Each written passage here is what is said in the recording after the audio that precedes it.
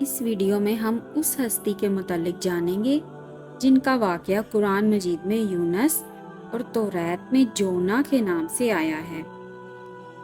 ایسے نبی جنہیں ایک دیو ہیکل بیل نے نگل لیا، آپ سے ایسی کون سی خطا سرزد ہو گئی تھی اور آپ 40 دن تک مچھلی کے پیٹ میں کیسے زندہ رہے؟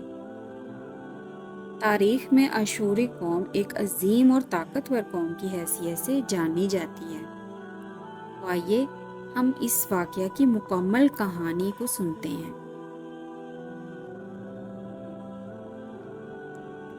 حضرت یونس علیہ السلام اللہ کے نبی تھے جنہیں اللہ تعالیٰ نے ایک مخصوص قوم کی ہدایت کے لیے بھیجا تھا۔ اس قوم کا شہر نینوا تھا جو عراق کے قریب واقع تھا۔ نینوا کی قوم بہت گمراہی اور برے کاموں میں مبتلا تھی۔ وہ بتوں کی پوجا کرتی تھی، ظلم کرتی تھی اور اللہ کے احکام کو ماننے سے انکاری تھی۔ حضرت یونس علیہ السلام نے اپنی قوم کو اللہ کی طرف بلایا اور انہیں سمجھایا کہ اللہ کو مانیں، برے کام چھوڑ دیں اور سیدھی راہ اختیار کریں۔ آپ نے بڑی محنت اور صبر کے ساتھ اپنی قوم کو حق کی باتیں بتائیں، لیکن نینوا کے لوگوں نے ان کی باتوں کو سنجیدگی سے نہ لیا، بلکہ مذاق اڑایا اور آپ کو جھٹلایا، بار بار خبردار کیا کہ اگر وہ اپنے برے کام نہ چھوڑیں گے تو اللہ کا عذاب ان پر نازل ہوگا۔ مگر قوم نے آپ کی بات کو نظر انداز کیا اور اصلاح کی کوئی کوشش نہ کی۔ حضرت یونس علیہ السلام کو مایوسی ہوئی اور وہ قوم سے ناراض ہو کر شہر چھوڑ کر چلے گئے۔ حضرت یونس علیہ السلام کا یہ فیصلہ جلد بازی میں تھا اور اللہ کا حکم انہیں شہر چھوڑنے کے بارے میں نہیں تھا اور نہ ہی انہوں نے وحی کا انتظار کیا۔ حضرت یونس علیہ السلام نے اپنے دل میں یہ سوچا کہ شاید یہ قوم ہدایت قبول کرنے کے لائق ہی نہیں۔ ادھر حضرت یونس علیہ السلام کے شہر چھوڑنے کے بعد اللہ تعالیٰ نے قوم پر عذاب کا نشان بھیجا۔ آسمان سیاہ بادلوں سے بھر گیا اور لوگوں کو یوں محسوس ہوا کہ ایک خوفناک عذاب آنے والا ہے۔ اس حالت میں لوگوں کو حضرت یونس علیہ السلام کی باتیں یاد آئیں اور وہ اللہ سے معافی مانگنے لگے۔ انہوں نے اپنے برے اعمال پر توبہ کی، اللہ کے سامنے رونے لگے اور وعدہ کیا کہ آئندہ اللہ کی نافرمانی نہیں کریں گے۔ نے ان کی سچی توبہ قبول کی اور ان پر عذاب کو ٹال دیا۔ ادھر حضرت یونس علیہ السلام جب نینوا سے نکلے تو ایک کشتی میں سوار ہو گئے۔ جب وہ کشتی سمندر کے بیچوں بیچ پہنچی تو شدید طوفان آ گیا اور کشتی کے ڈوبنے کا خطرہ پیدا ہو گیا۔ لوگوں نے سوچا کہ کشتی کا وزن کم کرنا ہوگا۔ انہوں نے کشتی سے سامان پھینکا، لیکن اس کے باوجود کشتی ڈوبنے لگی۔ انہوں نے سوچا کہ کسی ایک آدمی کو اب سمندر میں اترنا پڑے گا۔ انہوں نے قرآن نکالا اور حضرت یونس علیہ السلام کا نام نکل آیا۔ پھر انہوں نے 3 مرتبہ قرآن نکالا اور ہر بار حضرت یونس علیہ السلام ہی کا نام آیا۔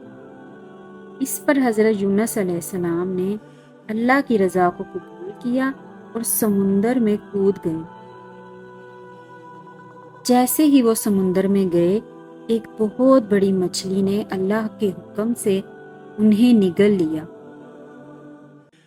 مچھلی کے پیٹ میں حضرت یونس علیہ السلام نے یہ محسوس کیا کہ وہ آزمائش میں ہیں اور جلد بازی میں قوم کو چھوڑ کر آنا ان کی طرف سے غلطی تھی۔ اس کے بعد حضرت یونس علیہ السلام نے اپنے رب سے دعا مانگی۔ انہوں نے اللہ سے معافی طلب کرتے ہوئے یہ دعا کی، لا الہ الا انت سبحانک انی کنت من الظالمین۔ ترجمہ: اے اللہ، تیرے سوا کوئی معبود نہیں، تو پاک ہے، بے شک میں ہی ظالموں میں سے تھا۔ اللہ تعالیٰ نے حضرت یونس علیہ السلام کی دعا کو قبول کیا کیونکہ وہ سچے دل سے توبہ کر رہے تھے۔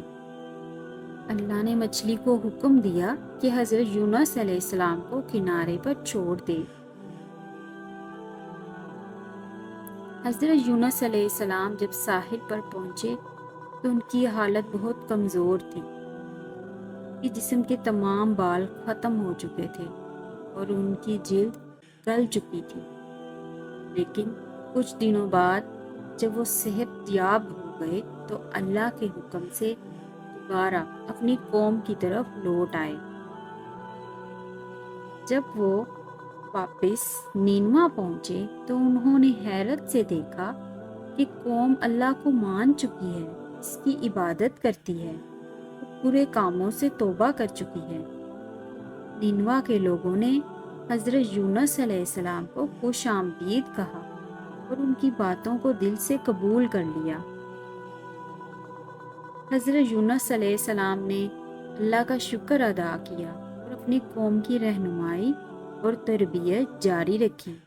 اب نینوا کی قوم ایک نیک، اللہ پرست اور باعزت قوم بن چکی۔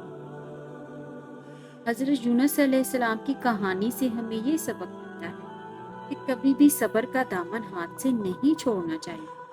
اللہ کی مدد ہمیشہ ان لوگوں کے ساتھ ہوتی ہے جو اس سے رجوع کرتے ہیں۔ مشکلات کے وقت میں اللہ سے دعا مانگنا چاہیے اور توبہ کرنا ہماری زندگی میں سکون اور کامیابی کا سبب بنتا ہے۔